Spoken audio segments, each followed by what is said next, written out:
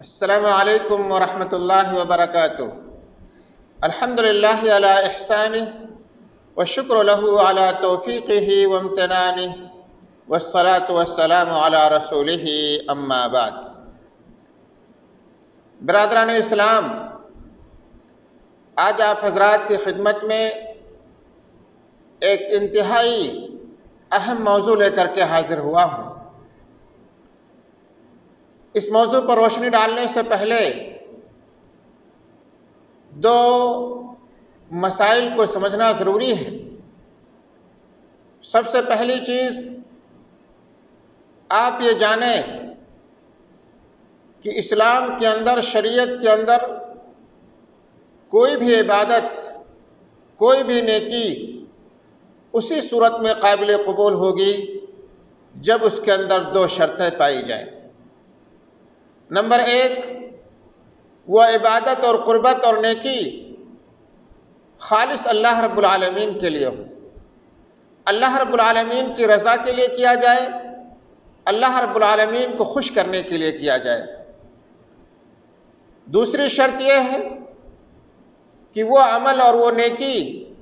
نبی اکرم صلی اللہ علیہ وسلم کے بتلائے ہوئے طریقے کے مطابق ہو۔ اللہ رب العالمین نے قرآن مجید کے اندر ارشاد فرمایا، فَمَنْ كَانَ يَرْجُو لِقَاءَ رَبِّهِ فَلْيَعْمَلْ عَمَلًا صَالِحًا وَلَا يُشْرِكْ بِعِبَادَةِ رَبِّهِ أَحَدًا، کہ جو شخص اپنے رب سے لقاء کی، ملاقات کی امید رکھتا ہو تو اسے چاہیے کہ وہ نیک عمل کرے، عمل صالح کرے اور اپنے رب کی عبادت میں کسی کو شریک نہ ٹھہرائے۔ اسی طرح سے دوسرا قاعدہ یہ ہے کہ عبادات کی اصل ممانعت ہے، یعنی کوئی بھی عبادت اس وقت تک نہیں کی جائے گی جب تک کہ اس کے کرنے کی دلیل نہ مل جائے، کیونکہ مائی عائشہ رضی اللہ تعالیٰ عنہا نے بیان فرمایا کہ نبی اکرم صلی اللہ علیہ وسلم نے ارشاد فرمایا، من عمل عملا لیس علیہ امرنا فہو رد، جس نے کوئی ایسا عمل کیا جس پر ہمارا حکم اور آرڈر نہیں ہے تو وہ ریجیکٹ ہے، مردود ہے، ناقابل قبول ہے۔ اسی طرح سے دوسری حدیث کے اندر فرمایا، من احدث فی امرنا ھذا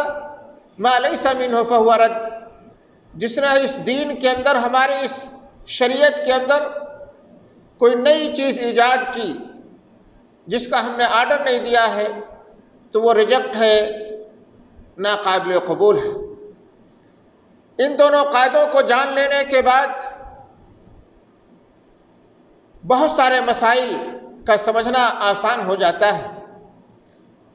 آج جہاں بہت سارے مسائل اور احکام کے اندر مسلمان گمراہی کا شکار ہوئے ہیں، انہی مسائل میں سے ایک مسئلہ برکت حاصل کرنا ہے۔ آج بہت سارے لوگوں سے، جمادات سے، اسی طرح سے جگہ اور زمان سے برکت حاصل کرتے ہیں اور ایسی بدعتوں کا ارتکاب کرتے ہیں جن کے بارے میں شریعت نے کوئی دلیل اور برہان نازل نہیں کی ہے، بلکہ شیطان ان کی عقلوں سے کھیل رہا ہے اور گمراہی کی اس حد تک پہنچ چکے ہیں کہ سچ بات بتلانے والے کو گمراہ کہتے ہیں اور اس کو مختلف ناموں سے پکارتے ہیں۔ اللہ رب العالمین نے ایسے ہی لوگوں کے بارے میں قرآن مجید کے اندر ارشاد فرمایا، قُلْ هَلْ نُنَبِّئُكُمْ بِالْأَخْسَرِينَ أَعْمَالًا الَّذِينَ ضَلَّ سَعْيُهُمْ فِي الْحَيَاةِ الدُّنْيَا وَهُمْ يَحْسَبُونَ أَنَّهُمْ يُحْسِنُونَ صُنْعًا۔ اے نبی اکرم صلی اللہ علیہ وسلم، آپ کہہ دیجئے، کیا میں ایسے لوگوں کے بارے میں نہ بتلاؤں جو اعمال کے اعتبار سے خسارے میں ہیں، جن کی پوری دنیاوی زندگی کی کد و کاوش محنت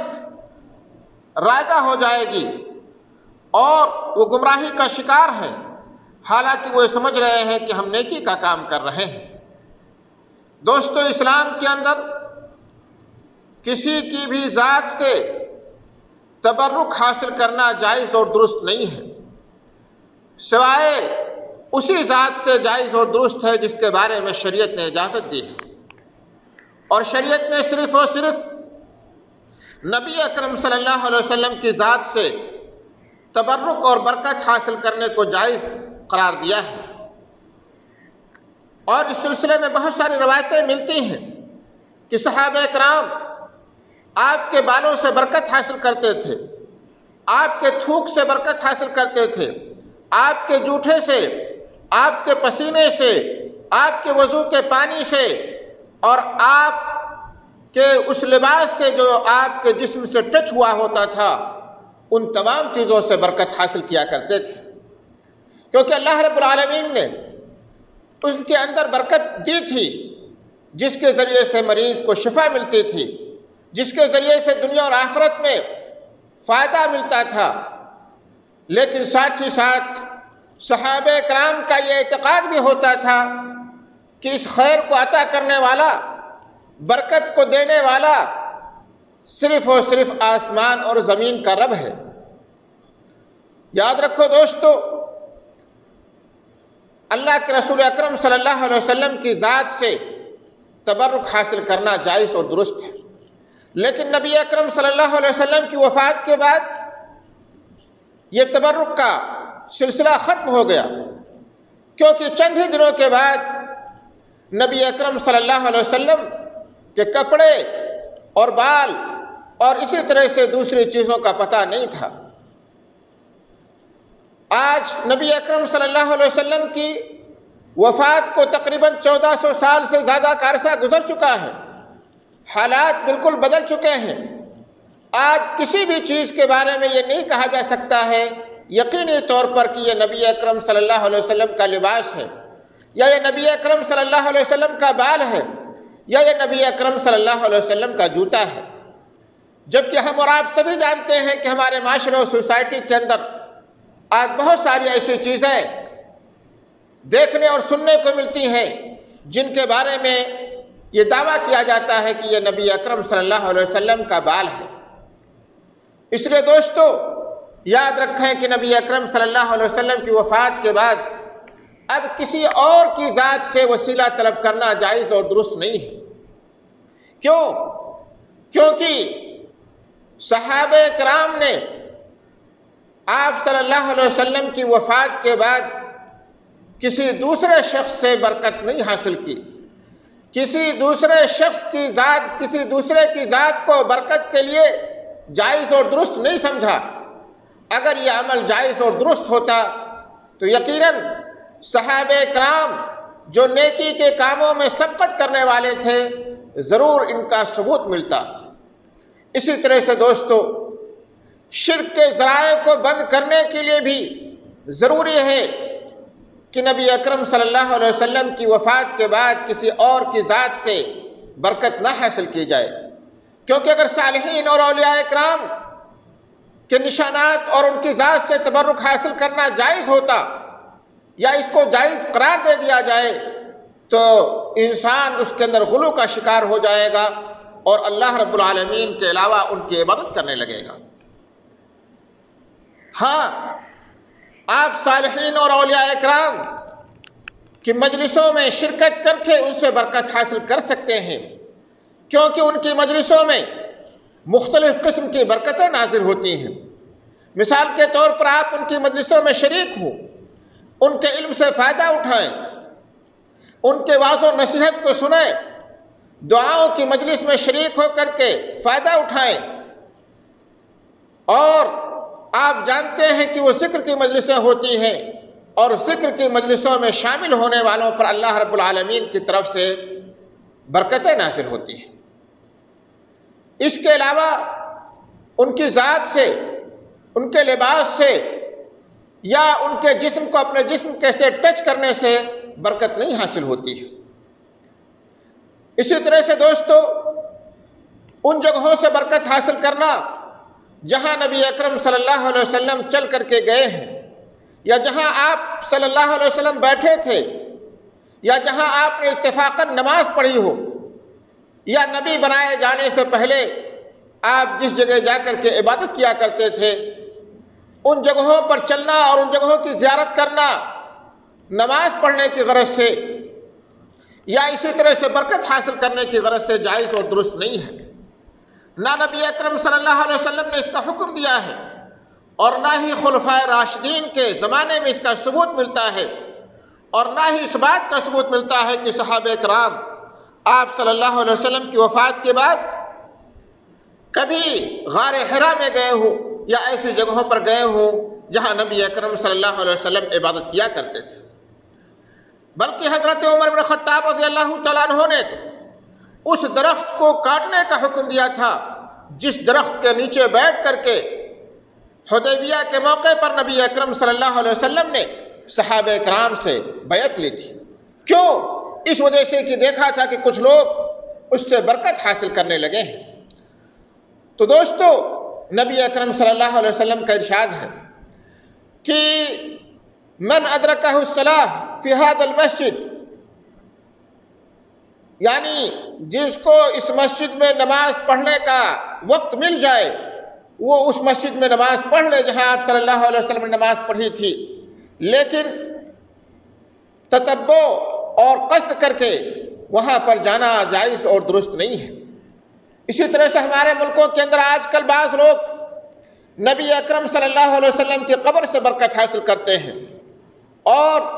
خاص طور پر نبی اکرم صلی اللہ علیہ وسلم کی قبر کی زیارت کرنے کے لیے اپنے ملکوں سے آتے ہیں۔ یہ بھی جائز اور درست نہیں ہے۔ اگر کوئی شخص مسجد نبوی کی زیارت کرنے کی غرض سے آتا ہے اور اس کے بعد نبی اکرم صلی اللہ علیہ وسلم کی قبر کی زیارت کرتا ہے تو جائز اور درست ہے، لیکن خاص نبی اکرم صلی اللہ علیہ وسلم کی قبر کی زیارت کرنے کے لیے رخت سفر باندھنا جائز اور درست نہیں ہے۔ اسی طرح سے بعض جاہلوں کو یہ دیکھا جاتا ہے کہ نبی اکرم صلی اللہ علیہ وسلم کی قبر پر پہنچنے کے بعد نبی اکرم صلی اللہ علیہ وسلم کی قبر پر جو دیوار ہے، جو لوہے لگے ہوئے ہیں یا جو کھڑکیاں ہیں، ساری چیزیں ان تمام کو لوگ چھوتے ہیں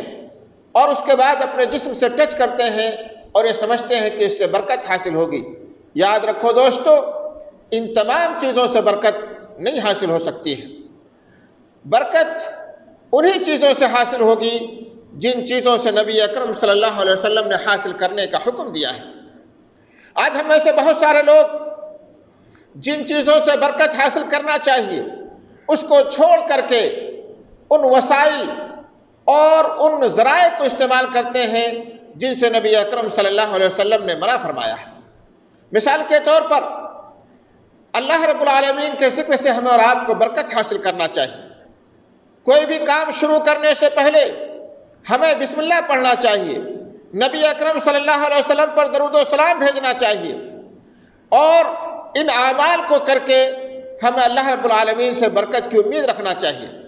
اور یقین جانیں دوستو، اگر آپ اللہ رب العالمین کا ذکر کرتے ہیں تو اس سے بہت ساری برکتیں آپ کو حاصل ہوں گی۔ آپ کے گناہ معاف کیے جائیں گے، آپ جنت میں داخل کیے جائیں گے، مصیبتیں اور پریشانیاں دور کی جائیں گی، اللہ تعالیٰ روزی کے اندر اضافہ فرمائے گا، ہماری اور آپ کے آل اور اولاد کے اندر اضافہ فرمائے گا، بیماریوں سے شفا عطا فرمائے گا۔ لیکن شرط یہ ہے کہ آپ اسی طرح سے اللہ رب العالمین کا ذکر کریں جس طرح سے پیارے حبیب محمد رسول اللہ صلی اللہ علیہ وسلم نے ہمیں اور آپ کو ذکر کرنے کا حکم دیا ہے۔ بعض اذکار مطلق ہیں، آپ جتنا چاہیں پڑھ سکتے ہیں، ہر وقت ان کو پڑھنا چاہیے، اس میں کوئی قباحت نہیں ہے۔ لیکن جو اذکار متعین گنتی کے ساتھ خاص ہیں اور متعین وقت میں ان کے اندر کمی اور زیادتی کرنا جائز اور درست نہیں ہے۔ ہمیں ہر ممکن یہ کوشش کرنی چاہیے کہ ہم اللہ کے رسول اکرم صلی اللہ علیہ وسلم کی اتباع اور پیروی کریں، معصیت اور گناہوں کے کاموں سے، دین کے اندر بدعت ایجاد کرنے سے بچنا چاہیے۔ اسی طرح سے دوستو، بعض جگہوں کو اللہ رب العالمین نے اور اسی طرح سے نبی اکرم صلی اللہ علیہ وسلم نے بابرکت کہا ہے۔ مثال کے طور پر مسجد حرام مسجد نبوی، مسجد اقصی، لیکن ان تمام جگہوں پر برکت حاصل کرنے کے لیے وہی اعمال کیے جائیں گے جو نبی اکرم صلی اللہ علیہ وسلم سے ثابت ہے۔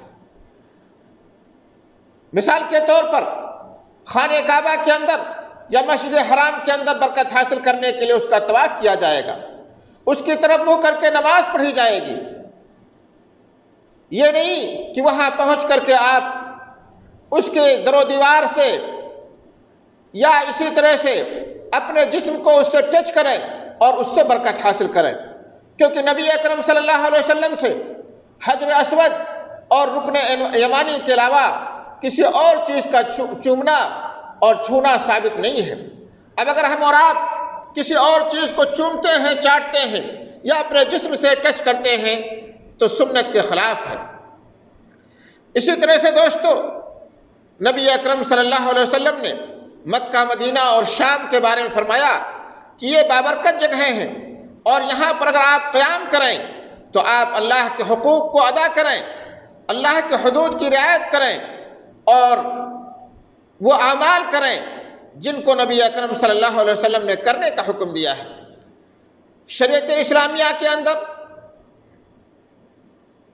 صرف اور صرف مسجد حرام اور مسجد نبوی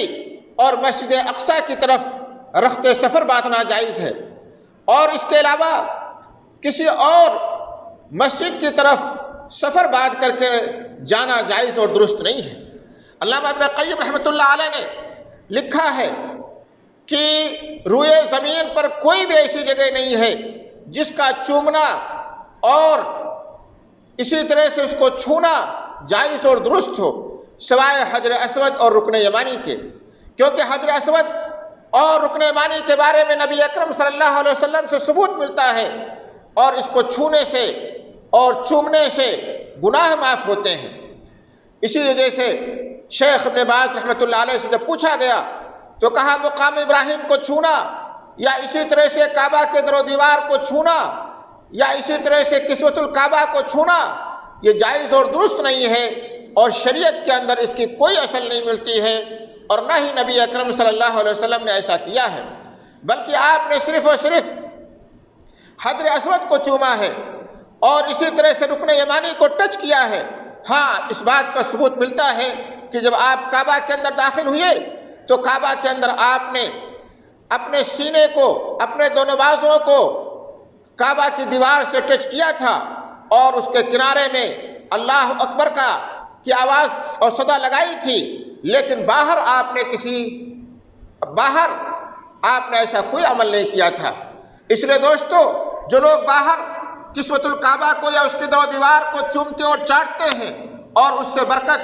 کی امید رکھتے ہیں، یاد رکھیں کہ ان کا یہ عمل جائز اور درست نہیں ہے، کیونکہ نہ تو نبی اکرم صلی اللہ علیہ وسلم سے یہ منقول ہے اور نہ ہی صحابہ سے منقول ہے، اور نہ ہی آپ صلی اللہ علیہ وسلم نے اس کا ہمیں اور آپ کو حکم دیا ہے۔ اسی طرح سے دوستو یاد رکھو، کچھ جگہیں ایسی ہیں جن کو بابرکت کہا گیا ہے، اور اسی طرح سے کچھ زمان اور وقت بھی ایسے ہیں جن کو بابرکت کہا گیا ہے، اور اللہ رب العالمین خصوصی طور پر ان وقت کے اندر برکت کو نازل فرماتا ہے۔ مثال کے طور پر رمضان کے مہینے کو بابرکت کہا گیا ہے، لیلۃ القدر، شب قدر کو بابرکت کہا گیا ہے، رات کے آخری پہر کو، جمعہ کے دن کو، یا اسی طرح سے پیر اور جمعرات، حرمت والے مہینے، ذوالحجہ کے 10 دن اور عرفہ کے دن، یہ سب ان سب دنوں کے اندر خصوصی طور پر اللہ رب العالمین کے فضل اور اللہ رب العالمین کی برکت نازل ہوتی ہے۔ لیکن یہاں پر بھی ہم وہی عمل کریں گے جو نبی اکرم صلی اللہ علیہ وسلم سے ثبوت ملتا ہے، کسی نئے عمل کا یا اسی طرح سے کسی نئی عبادت کا اضافہ نہیں کریں گے۔ اسی طرح سے دوستو، کچھ کھانے بھی بابرکت ہیں جن کا ثبوت نبی اکرم صلی اللہ علیہ وسلم سے ملتا ہے۔ مثال کے طور پر زیتون کا درخت یا زیتون کا تیل، نبی اکرم صلی اللہ علیہ وسلم فرمایا کہ زیتون کو کھاؤ اور لگاؤ، فَإِنَّهُ مِنْ شَجَرَةٍ مُبَارَكَةٍ، کیونکہ یہ مبارک درخت سے ہے۔ اسی طرح سے دودھ، جس کے بارے میں نبی اکرم صلی اللہ علیہ وسلم فرمایا کہ جس کو اللہ تعالیٰ دودھ پلائے وہ یہ دعا پڑھے اللہم بارک لنا فیہ وزدنا منہ، کہ اللہ تعالیٰ اس کے اندر ہمیں برکت دے اور مزید عنایت کرے۔ اسی طرح سے مدینہ کی عجوا کھجور، جس کے بارے میں نبی اکرم صلی اللہ علیہ وسلم نے ارشاد فرمایا کہ جو شخص صبح 7 عجوا کھجور کھائے گا اس دن اس کو کوئی جادو اور زہر نقصان نہیں پہنچا سکتا ہے۔ اسی طرح سے شہد، جس کے بارے میں نبی اکرم صلی اللہ علیہ وسلم فرمایا کہ اس کے اندر لوگوں کے لیے شفا ہے۔ اور اسی طرح سے زمزم کا پانی، جس کو مبارک پانی کہا گیا ہے، حدیث میں آتا ہے خیر ماء علی وجہ الارض ماء زمزم، کہ زمزم کا پانی روئے زمین پر سب سے بہترین پانی ہے۔ آپ نے فرمایا ہوا لما شرب لہ، جس مقصد کے لیے زمزم کا پانی پیا جاتا ہے اللہ تعالیٰ اس مقصد کو پورا کرتا ہے۔ اسی طرح سے دوستو بارش کا پانی بابرکت پانی ہے۔ اللہ تعالیٰ نے فرمایا وَنَزَّلْنَا مِنَ السَّمَاءِ مَاءً مُبَارَكًا، کہ ہم نے آسمان سے بابرکت پانی نازل کیا ہے۔ یہی وجہ ہے کہ جب بارش نازل ہوتی تھی تو نبی اکرم صلی اللہ علیہ وسلم اور صحابہ کرام اپنے جسم کو، اپنے کپڑوں کو بارش کے پانی سے بھگویا کرتے تھے، کیونکہ یہ مبارک اور بابرکت پانی ہوتا ہے۔ آج دوستو بڑے افسوس کے ساتھ کہنا پڑتا ہے کہ ہمیں اور آپ کو جن چیزوں سے برکت حاصل کرنے کا حکم دیا گیا تھا ان تمام چیزوں کو چھوڑ کر کے ہم نے خود اپنی طرف سے ان چیزوں کو بابرکت بنا لیا ہے جن کے بارے میں قرآن و حدیث سے کوئی دلیل نہیں ملتی ہے اور جن کا کوئی ثبوت نہیں ملتا ہے، اور جن کو نہ صحابہ کرام نے کیا ہے، نہ تابعین نے کیا ہے، نہ تبع تابعین نے کیا ہے، نہ ائمہ اربعہ سے اس کا کوئی ثبوت ملتا ہے۔ اللہ تعالیٰ سے دعا ہے کہ اللہ تعالیٰ ہم مسلمانوں کو نیک سمجھ عطا فرمائے، کتاب و سنت کے مطابق زندگی گزارنے کی توفیق عطا فرمائے۔ آمین۔ وآخر دعوانا ان الحمد للہ رب العالمین۔